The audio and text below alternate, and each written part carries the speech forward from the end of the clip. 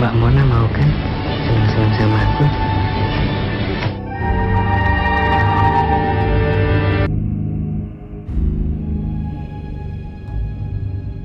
Dalemannya Mona wangi banget. Baru lagi. Di awal kisah diperlihatkan seorang pemuda bernama Yudi yang sedang mengelus-ngelus pakaian dalam wanita, dari hasil mencurinya milik seorang janda cantik bernama Mona. Namun tiba-tiba, Yudi, apa yang sedang kamu lakukan? Enggak kok, Mak. Kamu gila ya? Ini apa? Kamu dapat dari mana? Kamu mencuri ya? Gak usah kepo sama urusan Yudi. Kan Yudi gak ngerepotin Mak. Kalau nanti ketahuan gimana? Kan emak juga yang malu. Kalau malu gak bisa cerita siapa-siapa. Dah, Yudi mau pergi. Yudi adalah seorang pemuda pengangguran yang masih setia menjomblo. Dia memang seringkali jadi pembicaraan warga sekitar, lantaran sering ditolak cintanya oleh para wanita. Pagi itu Yudi mengawali hari dengan singgah di warung miliknya Santi untuk sekedar menyeruput kopi. Bentar ya, Ma. Iya, Pak. Gila. Bodinya seksi banget. Dari atas, bawah, montok. Dalemannya bisa nyeplak gitu ya. Melihat bodi gemoy dan aduhainya Santi, Yudi pun mulai mencari cara untuk bisa mendapatkan pakaian dalamnya Santi. Kenapa, Bang Yudi? Perut saya meledak mules, Pok. Masuk angin kali, Bang. Tahu nih, Pok. Boleh numpang ke belakang, Pok. Ya udah, Gi, sana.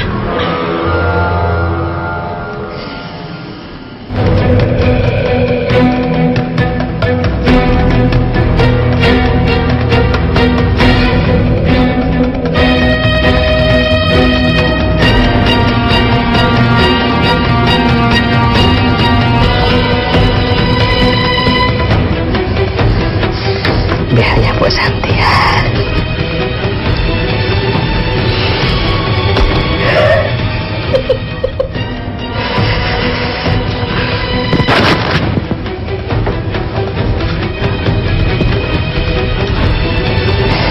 Makasih ya Pok Santi. Besok paginya, Yudi tak sengaja bertemu dengan seorang gadis kampung bernama Yani, dan Yudi pun mencoba menggodanya. Namun, tak berselang lama, ibunya yang bernama Eni datang, dan apa yang terjadi? Gimana kalau Bang Yudi anterin? Nggak usah deh, Bang. Aku bisa sendiri, aku sendiri aja. Kan udah lama gak ketemu juga. Kangen. Mau kan?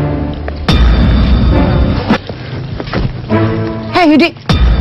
Kamu mau ngapain anak saya? Hah?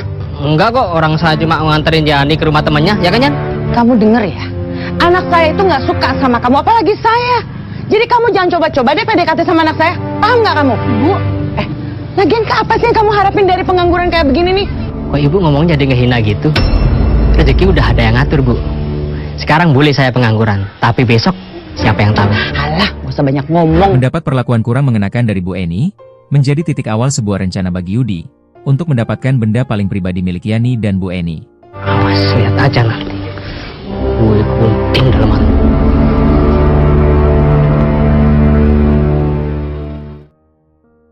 Pada malam harinya, Yudi pun mulai menjalakna aksinya. Wah, lagi ngeronda nih. Yudi, ngomong-ngomong mau kemana nih? Mau ke warung Bang Sarman, beli lotion anti nyamuk. Di rumah nyamuknya galak banget loh. Nyamuk dipelihara. Ya udah, saya pamit mau ke warung dulu ya. Yes. Monggo, monggo. Nah, permisi. Iya, iya. Yang ini pasti punya Yani. Besok Yani pasti ngejar-ngejar gue. Ini punya ibunya Yani. Gua gunting-gunting.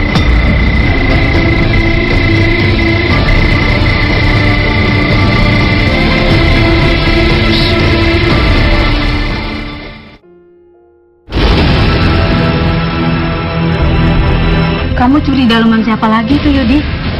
Enggak ada kok, Mak. Nggak apa. Ntar kalau ketahuan, malu. Mak nggak usah denger omongan orang. Mulai sekarang, Yudi udah nggak peduli. Mak mau ngomong apa? Melihat kelakuan anaknya, Sang ibu yang bernama Erna menangis, meratapi kelakuan anaknya yang menyimpang dan sudah menjurus pada penyakit kejiwaan. Tak hanya memiliki kelainan masalah tutumpakan, ternyata Yudi pun menggunakan ilmu hitam untuk bisa mendapatkan keinginan tutumpakannya.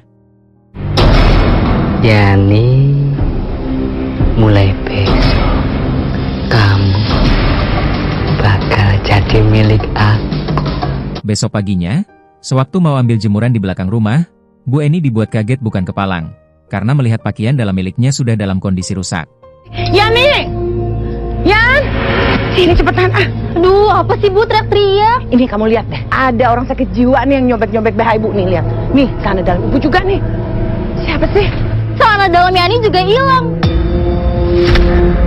Kita lapor Pak RT aja yuk. Bu, janganlah Bu, malu. Udah, lapor Pak RT ayo. Cepetan, udah. Ayo. Assalamualaikum Pak RT. Waalaikumsalam. Tumben nih Bu Eni. Ada apa nih? Saya kesini itu mau buat laporan. Jadi ada orang iseng yang nyobek-nyobek nih celana dalam saya sama BH. Terus celana dalam anak saya juga dicuri tuh Pak RT. Beberapa hari ini memang di lingkungan kita sudah ada korban, diantaranya Mbak Mona. Kayaknya kita harus bertindak deh. Kalau nggak maling itu makin merajalela dan banyak korban. Ya kan Pak Sarman? Iya. Sementara di tempat lain, Yudi sudah terlihat rapi, dan kemudian singgah di warungnya Empo Santi untuk minum kopi. Tak berselang lama, sang janda cantik Mona lewat di depan warung tersebut. Dengan sigap Yudi pun memanggilnya, dan apa yang terjadi? Mbak Mona, tumben pagi-pagi udah mampir di warung saya. Ya nih, lagi nemenin Bang Yudi. Enak banget nih, ditemanin cewek cantik. Ya gitulah kok kalau jadi orang ganteng. Mbak Mona kalau malam sama siapa tidurnya? Oh, Lagi sendiri, bilang sama Bang Yudi nggak apa-apa. oh gitu. Mau kan?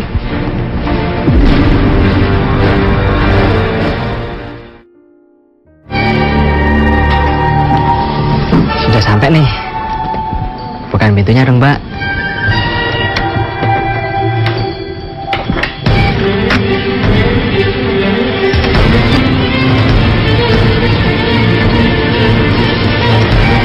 Mbak Mona mau kan senang-senang sama aku? Ya, dengan ajian pemikat yang sudah diterapkan pada pakaian dalamnya Mona, Yudi pun akhirnya berhasil membajak sawah berambut keriting hingga becek-becek. Maknyos bosku, mesknyos, jos, endol banget guys. Kok aku ada di kamar ya? Bukannya tadi aku berangkat kerja. Hah? Apa yang terjadi sebenarnya? Kayaknya ada yang ngerjain aku ini di sini.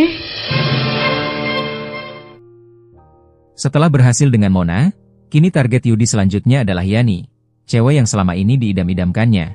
Namun apa yang terjadi? Assalamualaikum Yani. Waalaikumsalam. Bang Yudi, Ibu kamu mana? Ada di dalam ya? ibu lagi pergi ke rumah saudara. Kita ke dalam yuk.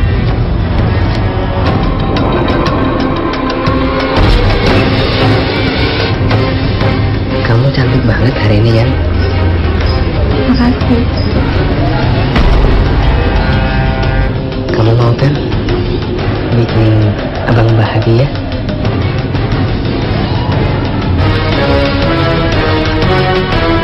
Ada orang kayaknya di dalamnya. Ini sama siapa ya? Ya, kelakuan bejat Yudi akhirnya ketahuan Bu Eni, sehingga Sabar, sudah apa ini? Sabar. Ini di Pak RT. Masa anak saya dipaksa untuk buat mesum sama dia? Bukan begitu Pak RT. Tadi itu saya sama Yani lagi ngobrol. Terus kilap dikit. Maknya maca kok. Nggak usah banyak bacot kamu. Mau saya pukul lagi nih. Sabar Bu, sabar. Begini loh Mas Yudi, lebih baik kamu nggak usah deketin Yani lagi. Karena ibunya nggak suka. setelah dinasehati oleh Pak RT, kekesalan Yudi terhadap Bu Eni kian memuncak, sehingga Yudi pun bertekad akan merusak pakaian dalamnya milik Bu Eni, demi membalas rasa sakit hatinya.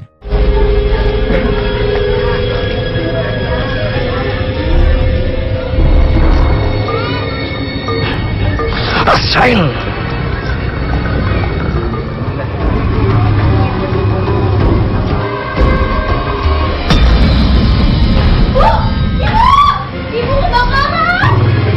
gue ketahuan. Kabur. Ya ampun. Kena lagi deh ibu dalamannya. Ada apa, Bu? Keresahan yang ditimbulkan oleh si pencuri cangcut dan kutang membuat warga semakin geram.